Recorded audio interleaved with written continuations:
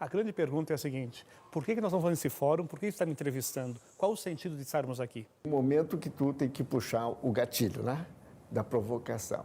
Porque provocar, entende, é te estimular a um novo. Olha, eu resumiria, né, novamente, só o conhecimento liberta. A caminhada passa pela informação, pela educação. A sociedade sustentável significa, ela parte, na verdade, de uma nova postura do ser humano, uma nova forma de lidar com o mundo, de lidar com a natureza.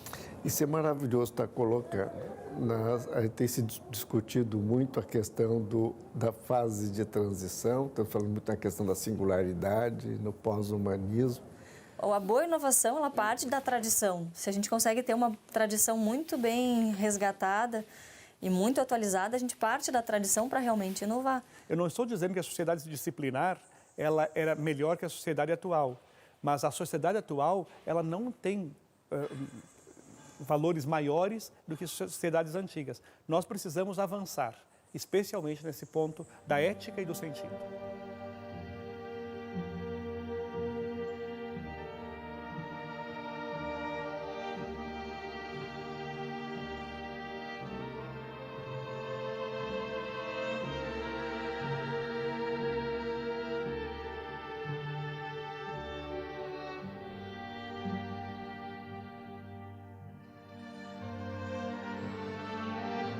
Celso é um filósofo medieval, que viveu ali em 1500, uma época bem sombria, né? Mas mesmo nessas épocas difíceis, houve filósofos inspirados, que trouxeram belos ensinamentos. E ele fala que na medida que nós aprofundamos o conhecimento sobre algo, nós também aprofundamos o nosso amor por esse algo, ou por essa pessoa. Então, na medida que se aprofunda o conhecimento, se aprofunda também o amor, o respeito, o carinho. E dessa forma, acredito que podemos aprofundar o nosso conhecimento sobre a natureza, sobre o mundo, sobre os seres humanos, aprendendo a tê-los mais próximos, a respeitá-los mais, a ter mais carinho, mais zelo, de uma forma natural, de dentro para fora, sem uma imposição, né? Sem uma regra. Eu faço assim porque me obrigaram a fazer isso, se eu não fizer, serei multado, ou vai vir uma repreensão. Conseguir encontrar uma via verdadeira que venha de dentro de cada ser humano. Isso vai sendo despertado na medida que a gente aprende a amar. E o amor vem através do conhecimento. Então, esse é um dos filósofos que eu gosto de trazer quando se trata desse tipo de tema, para que a gente vá desenvolvendo uma ética natural, não uma ética imposta pela sociedade, mas que venha de dentro do ser humano. Bom, o conhecimento, ele é a base de tudo. Eu gosto de dizer para a minha turma aqui que só o conhecimento liberta. Uma pessoa que joga no lixo comum, ou uma bateria, ou uma lâmpada fluorescente, ela nunca faz isso porque ela quer poluir o meio ambiente. Ela faz isso porque ela desconhece o impacto que aquilo vai trazer. Quando a pessoa se dá conta, ela separa o seu resíduo, ela procura, inclusive, ser vigilante com os vizinhos, com os terceiros. Então, a sociedade, ela protege aquilo que ela conhece, ela evita aquilo que ela sabe que vai ocasionar algum dano. E isso é da pessoa humana. A pessoa quer proteger o meio ambiente. Quando não faz, é porque não tem o conhecimento necessário para avaliar as consequências dos seus atos. Eu acho que a maneira de demonstrar que isso é importante é quando você começa a demonstrar, através de evidências científicas, os danos da não preocupação com a sustentabilidade.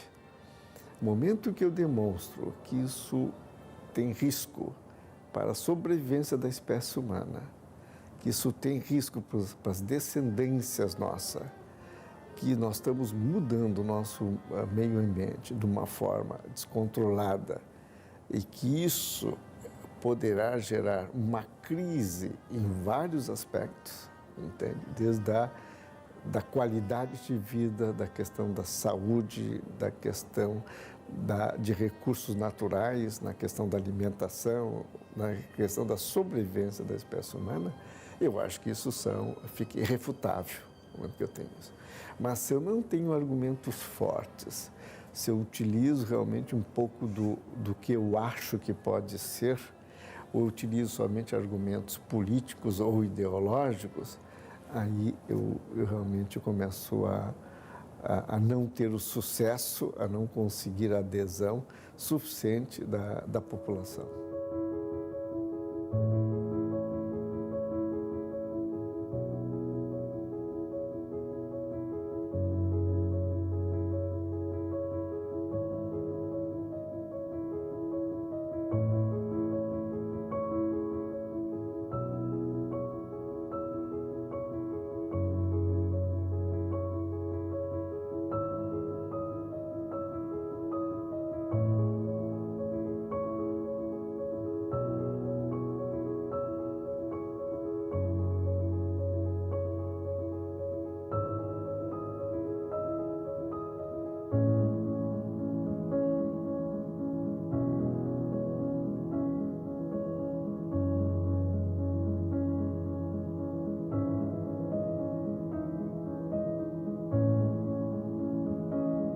conhecimento tende a buscar a verdade, mas a grande pergunta que nós temos a fazer é: o que é a verdade? Quanto tempo dura uma teoria, mesmo uma teoria científica, até que ela seja comprovada e derrubada de forma contrária? Por isso, o conhecimento teológico não é um conhecimento sobre Deus, porque Deus em si ele é inefável, mas é uma reflexão sobre a nossa capacidade de acolher o que Deus se revelou. Por isso, a teologia nos ajuda muito a ajudar o ser humano a transcender. Eu diria que para uma sociedade plural como a nossa, a teologia é indispensável para chamar a atenção de dois pontos que às vezes o conhecimento pode esquecer se desligar da transcendência. É a questão do sentido da vida e da ética. Se nós perdermos também a dimensão transcendental, nós podemos avançar na tecnologia, no conhecimento mais variado. Nós podemos ter muito progresso, muita evolução, mas podemos nos desumanizar. A gente sabe que toda a ciência que é gerada pela observação ou pela experimentação, ela pode demonstrar ao longo do tempo que aquilo não era bem verdadeiro, né? Porque mudou o paradigma, mudou o modelo e nós estamos diante de outra realidade. Sempre me lembro de uma afirmação que foi feita na década de 40 por uma revista chamada Revista Mecânica Popular, de que os computadores, o máximo que teriam era X mil válvulas, porque eles não poderiam ter mais com isso por causa do espaço, etc, etc. Sim, na lógica das válvulas, não na lógica dos transistores que surgiram depois, ou dos circuitos integrados.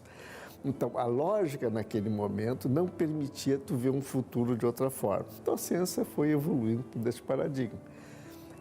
Isso a gente aceita bem. O que a gente não aceita é tu basear uma tomada de decisão em cima de uma informação que ela nunca foi correta. Foi baseada em tuas vivências passadas, na tua axiologia, porque tu acreditasse em determinadas coisas, né? E isso é muito ruim. Isso é muito ruim para a ciência e é muito ruim para qualquer movimento que busque, resolver uma situação da tamanha importância que é a questão da sustentabilidade. Então, eu penso assim, todos temos que nos reunir, discutir e cada um pode encontrar uma forma de colaborar, certamente, né? Na sua casa, na escola, na empresa que administra, onde trabalha, dentro de um veículo também, usar, por exemplo, um carro, 2, 3 pessoas, vizinhas que vão para o mesmo lugar, compartilhar isso, andar de bicicleta, enfim, é uma série de coisas que cada um vai poder estabelecer para que o planeta fique mais saudável e ele mesmo, né, possa ter uma qualidade de vida melhor. Não acredita que a verdade vai estar na tua área. Ela vai estar quando tu tiveres a competência e a capacidade de entender a área do outro. A gente termina buscando na natureza ou em outras áreas a informação complementar que faz aquele momento da síntese. Eu tenho que sair de uma área que chama-se neurociência e entrar nesta outra. Isso é de um ganho tremendo. E isso é um desafio. Para um conhecimento integral ou um conhecimento sectário? Acho que o maior desafio que nós temos hoje na área do conhecimento é a fragmentação dos saberes. Cada um sabe demais, mas só de um ponto, e não consegue organizar a vida. Então nós temos gênios em várias áreas, mas incapazes de conviver. E aí perdem a essência de quem são. Acabam se tornando pessoas notórias no seu saber, não na verdade e nem na capacidade de integrar-se com os outros. E essa busca da filosofia, ela sempre tem um aspecto duplo também, que é uma busca interior por um ser humano mais uno, mais coerente, mais ético, mais verdadeiro, e uma busca por harmonia exterior. É o ser humano diante da sociedade, o ser humano diante da natureza. Então, esse trabalho filosófico por busca de consciência acontece tanto dentro do próprio ser humano como na sua relação com os demais, na sua relação com o mundo ao seu redor. Então, um mundo melhor para mim seria aquele que sai de si mesmo, onde as pessoas saem de si mesmo, passam a olhar o que está em volta deles com o aspecto de tentar colaborar, de tentar construir realmente um mundo melhor para todo mundo. Antes de qualquer área do conhecimento, quem é o ser humano para mim? Quem é o outro, especialmente o outro? Porque nós vivemos uma sociedade também que tem que superar o individualismo narcísico, o ego inflado. onde cada um se acha melhor que o outro, a gente percebe que numa sociedade como a nossa, ser substituído é muito rápido. Tem sempre alguém mais rápido, mais competente e me substitui muito bem, às vezes até melhor do que das minhas ações. Mas eu sou único. A melhor forma de ensinar é o próprio exemplo. Não é esse sentido. O sentido realmente é conseguir gerar pequenas transformações na nossa vida que vai servir de exemplo para outros. E uma sociedade onde esses valores éticos, a essência do homem seja mantido. E seja mantido esse homem altruísta, esse homem empático, esse homem que é capaz de se emocionar, esse homem que é capaz de criar, entende? Esse homem ligado à arte, também à tecnologia, mas sem esquecer a sua essência humana.